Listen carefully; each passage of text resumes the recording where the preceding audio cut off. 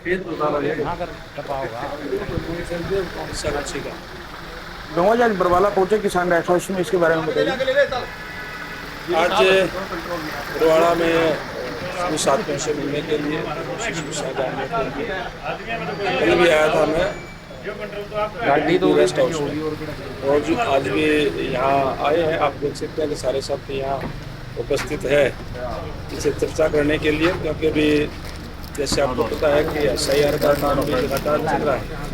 हमने हमारे सभी हमारे जो BLA-2 है लगा दी गई है, और तमाम वो BLOs के साथ मिलकर के जो है वो काटे जाएंगे, नए वोट जो बनाए जाएंगे।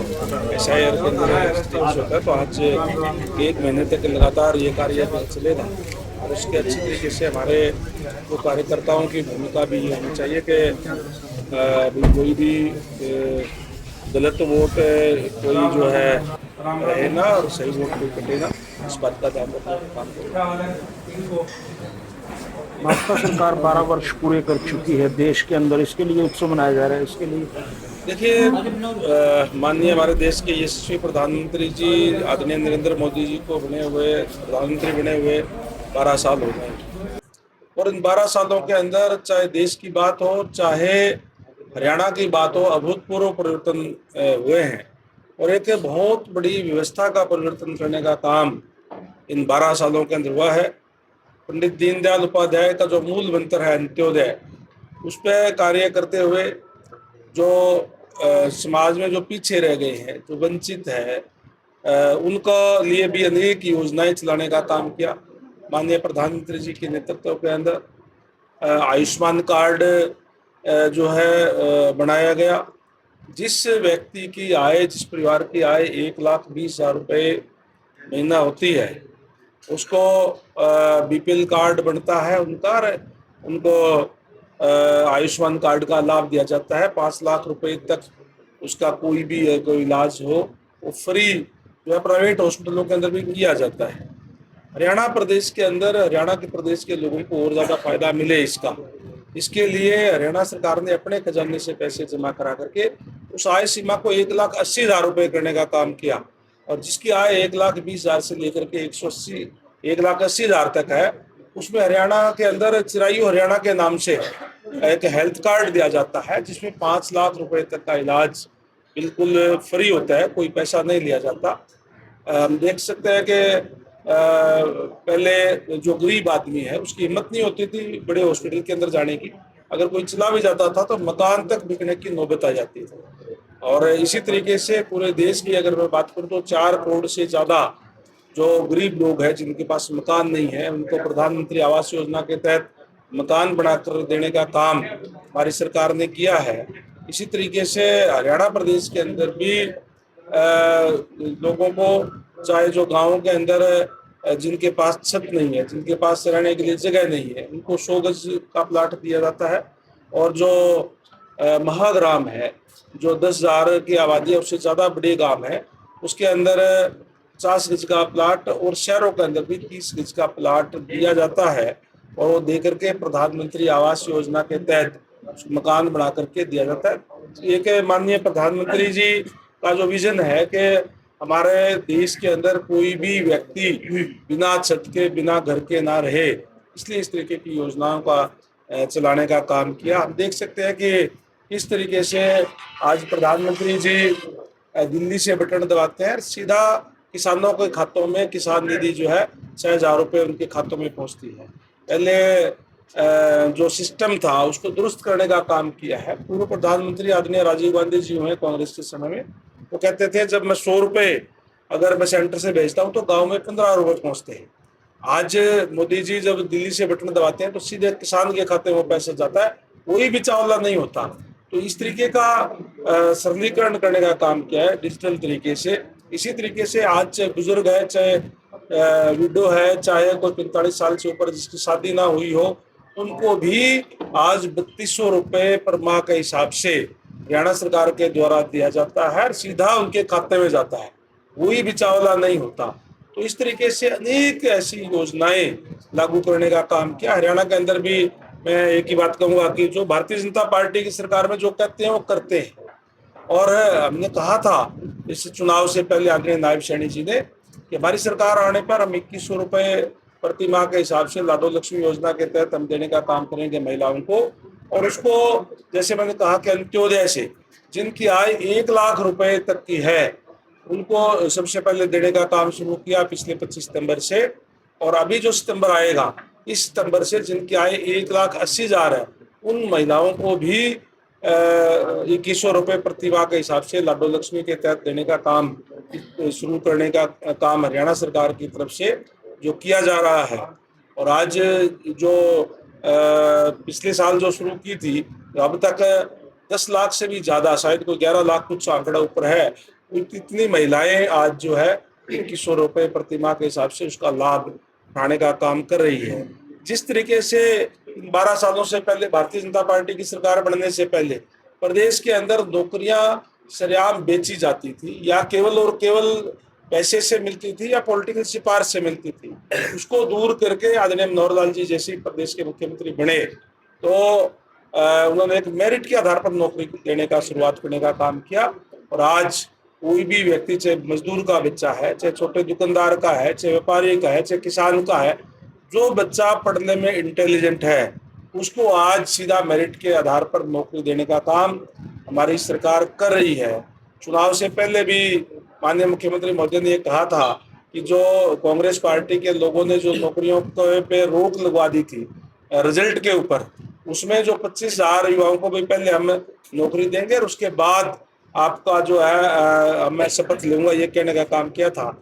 और जैसे ही माननीय मुख्यमंत्री महोदय ने शपथ ली, मंच से नीचे उतरने से पहले जो है 25,000 युवाओं के बिना पर्ची बिना खर्ची के सिलेक्शन लेटर भेजने का काम किया।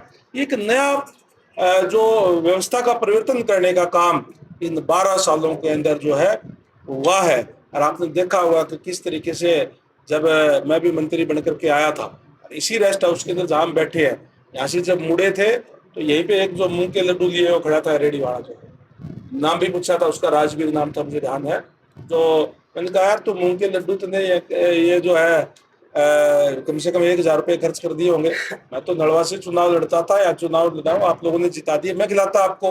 बोला जी कल जो रिजल्ट आया है उसमें मेरा बेटा ग्राम सचिव लगा है। तो जो कोई छोटा सा बेचारा रेडी लगाने वाला, इसको ठीक तरीके से गांव का सरपंच ना जानता हो, वार्ड का एमसी ना जानता हो, एमएलए मंत्री मुख्यमंत्री तो दूर की बात है, तो उसका भी बेटे का नंबर अगर वो इंटेलिजेंट है तो उसका नंबर आता है।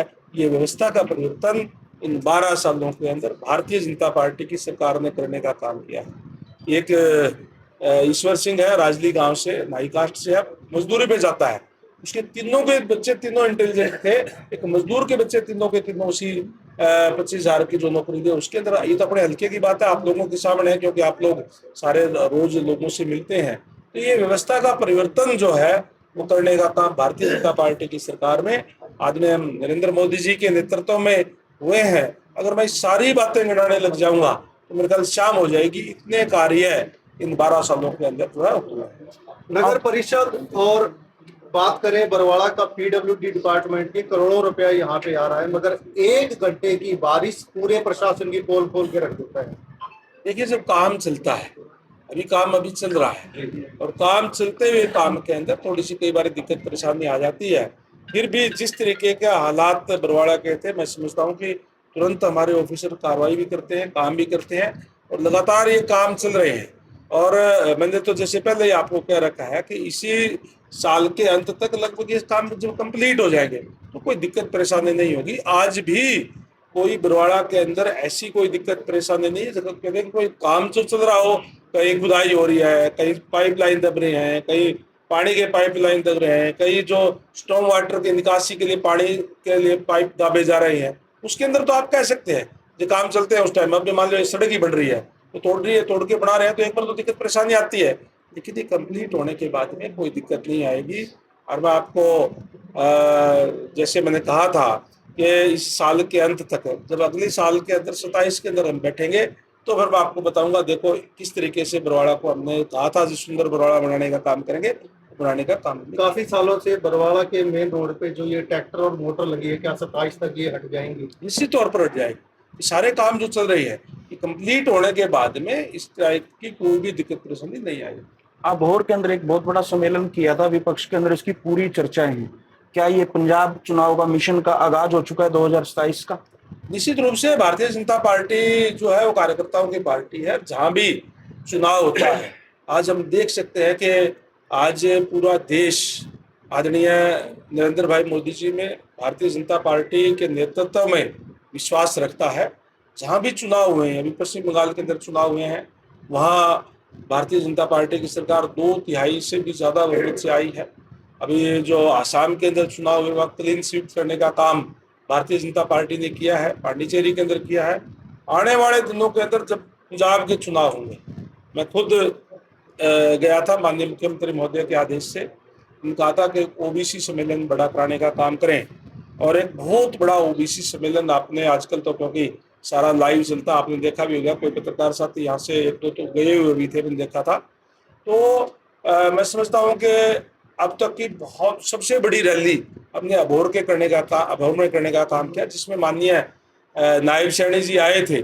और एक बदलाव जो लोगों के से हमने बातचीत की, लोगों के अंदर गया, तो उन्होंने कहा कि देखिए पंजाब विकास में तो पिछड़ गया। पंजाब किसी टाइम पे पूरे हिंदुस्तान के अंदर 1 नंबर पे होता था, आज पंजाब विकास के अंदर तो पिछड़ गया। और लोग भी ये कहते हैं भाई कोई बात नहीं, पिछड़ गया, काम तो बाद में भी हो जाएंगे। लेकिन सबसे बड़ी समस्या वहाँ जो है नशे की है। नशे की गिरफ्त के अंदर आज लोग आ चुके हैं और उनको चिंता इस बात की है कि जब युवा पीढ़ी नशे की गिरफ्त में आ जाएगी तो आगे आने वाली पीढ़ी का क्या होगा। इसलिए लोग आज बदलाव चाहते हैं। लोग ये चाहते हैं कि भारतीय जनता पार्टी ही इस नशे को समाप्त कर सकती है। माननीय अमित शाह जी गए थे और उन्होंने कहा था कि भारतीय जनता पार्टी की सरकार बनने के बाद में 2 साल के अंदर अंदर इस नशे को जड़ से समाप्त करने का काम करेंगे। और इसलिए आज मैं कह सकता हूं कि निश्चित तौर पर पंजाब के अंदर भी बदलाव होगा और भारतीय जनता पार्टी की सरकार बनेगी। जी, 80 थे जो चन्न कमेटी वो आपसे मिली थी, उस पर क्या वार्तालाप है? देखिए, हमारा डिपार्टमेंट भी माननीय मुख्यमंत्री महोदय के नेतृत्व के अंदर हम हर गांव को हर जगह पे पानी देना चाहते हैं। पानी की कोई दिक्कत नहीं है। 80 भी मैंने कहा था, पहले बयाना चंद भी कहा, मैंने जाकर के विश्वम जो उनको कहा कि जो पानी की दिक्कत है उसको चैनत की अलग से हम लाइन दे देंगे। उसी नहर से, बाखड़ा से, जो 30 दिन चलती है महीने के अंदर, उसको उसी लाइन से, उसी से एक लाइन हम दे देंगे अलग से, और पानी की कोई कमी नहीं आएगी। जहाँ मैंने पहले भी आप लोगों से जिक्र किया है कि एक चुनौती हमारे सामने ये है पब्लिक हेल्थ के अंदर कि पानी वाटर लेवल ऊपर आने से कई जगह पे जो नीचे का पानी मिक्स हो जाता है। और वहाँ का टेंडर भी हो गया चैनत का, हमने नया टेंडर करके नई आरसीसी का नीचे से बना करके पानी हम देंगे। पानी की कोई दिक्कत परेशानी जो है नहीं है। लेकिन जी वहाँ से 10 किलोमीटर पाइप लाइन थे, जो गांव के लोग वहाँ से 6 चिट्ठी मांग रहे पानी देने को। और भी जो देखिए मैं आपको बताऊं, ये 2 चीजें होती है, 2 तरीके का काम होता है। एक तो अमृत योजना के तहत हम जो काम सेंट्रल गवर्नमेंट का भी उसमें शेयर होता है, 60-40 का हिस्सा होता है, तो वो पैसा सेंट्रल गवर्नमेंट देती है शहरों के लिए। और जो जल जीवन मिशन है, इसको और आगे उसकी आय जो समय सीमा बढ़ा दी गई है, वो गांव के लिए होता है। तो जो गांव वाला पैसा वो हम शहर में नहीं लगा सकते, और शहर वाला है वो गांव में नहीं लगा सकते, नहीं तो सेंट्रल गवर्नमेंट पैसा नहीं देगी। और बात ठीक ही नहीं, बात हम उसी नहर से, जब ये कह रहे हैं आप 6 इंच कह रहे हम 10 इंच दे रहे हैं ना, पानी हम दे रहे हैं। और मैं आपके चैनल के माध्यम से भी सभी ग्रामीणों से भी निवेदन करूंगा, जब पानी हम देंगे, हमारा ये कमिटमेंट है, कोई दिक्कत नहीं है, आपको पानी की कोई चिंता करने की जरूरत नहीं। पानी हम देंगे, 100% देंगे। हमारा टेंडर भी खुल गया है, नया वाटर टैंक भी बनेगा और वहां से पानी भी देने का काम करेंगे। आने वाले बरसाती दिनों को देखते हुए क्या सरकार ये मोर्चा संभाल लेगी या संत रामपाल ही संभालेगी? नहीं, निश्चित तौर पर कोई भी अगर जिस तरीके से पिछली बार की अगर बात करें तो कोई प्राकृतिक अप्राकृतिक आपदा आ जाती है तो सारी जो अलग संस्थाएं भी संभालने का काम करती है, उसमें कोई बुराई नहीं है। जिस तरीके से कोरोना के समय में बहुत सी स्वयंसेवी संस्थाएं उन्होंने भी संभाला, सरकार ने अपना काम किया। बाकी जो हमने अपने अधिकारियों को दिशा निर्देश दे दिए हैं कि पिछली बार जहां जहां भी जल भराव हुआ है, कोई दिक्कत परेशानी नहीं है, उसको ध्यान में रखते हुए अपनी पूरी व्यवस्था करने का काम करें। और हमारी पूरी व्यवस्था है, कोई दिक्कत परेशानी हम किसी को नहीं आने देंगे। अब तक उनका मुआवजा उन तक नहीं पहुंचा, लोग प्रदर्शन कर रहे नहीं, जहाँ जहाँ से भी पानी देखिए, जो रिपोर्ट गई है, जो बाढ़ की वजह से जो टूटी है, उनको मुआवजा देने का काम किया है। किसी का अगर किसी कार्ड बस रह गया है, उनको भी दिलाने का काम करें।